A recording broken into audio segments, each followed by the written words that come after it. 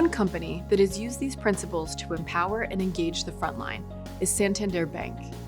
While the bank had a historical customer feedback program with high satisfaction scores, branch locations only received weekly updates on their performance, often based on just a few responses per branch. The customer experience team knew that they needed a solution that would provide a higher volume of detailed feedback, but they also wanted to make sure that the customer-facing staff would see beyond the scores, using the influx of new feedback to learn and perfect the basics of delivering exceptional customer experience. Santander crafted a rollout and adoption plan that would set their new program up for success. 6 months before their targeted launch, the team began to spend time in bank branches and learned that employees wanted more feedback, real-time data to enable rapid coaching, information to close the loop with customers, and a way to share improvement ideas with people who could make systemic changes. This input was used to create and test the new branch feedback program, but they didn't stop there. The team built excitement through other internal communication and outreach campaigns. They held an internal contest to name the new program, which was branded as SanListen, based on an employee suggestion.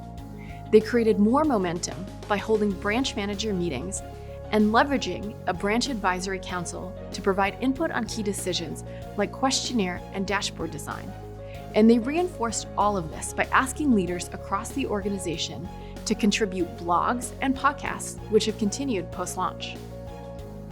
Training and communications for the branches were focused on skill building, with expected behaviors for each role designed into the routines and supporting tools. One of those skills for branch managers is using daily huddles to coach to feedback, not to the score. For example, one district executive in the Boston area reviews every customer response and starts his meetings by recognizing the team members based on positive customer comments, not the score. If there's an opportunity for improvement, team members discuss how they can handle interactions better, brainstorming ways to change behaviors that are tied to key drivers.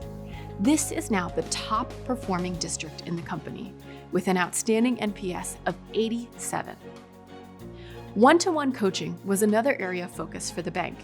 They developed forms and tools that aligned to the desired frontline experience. The skills and behaviors are tied to specific experience drivers in their survey, so teams can connect the dots between driver ratings and the practices that are the focus of coaching discussions. One branch manager, for example, had a teller who wanted to improve her scores from okay to excellent.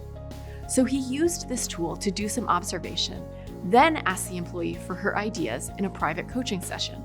She said, once I'm talking to the customer, I feel fine, but I have difficulty breaking the ice and building rapport. So he gave her some suggested questions to ask. The teller was supporting customers during the COVID-19 pandemic, so she asked one of the customers how their family was doing during that time. The customer opened up and said, "My mom's actually not doing well, and it's pretty rough on me." And then the teller's natural empathy came out, and at the end of the discussion, the customer said, "Thank you so much for asking. It shows me how much you care. I really appreciate it." And that's all the teller needed. She used this question and ones like it to break the ice, and it led to a natural improvement in her communication style. By focusing on behaviors and actions, in just 9 months, Santander improved their overall branch Net Promoter Score from 74 to 80. The magic formula? Focusing on a culture of feedback and learning, rather than score watching. By engaging frontline employees in the launch, training leaders on effective coaching techniques, and incorporating expected skills and behaviors into frontline routines, Santander continues to embed customer centricity deeply within the culture.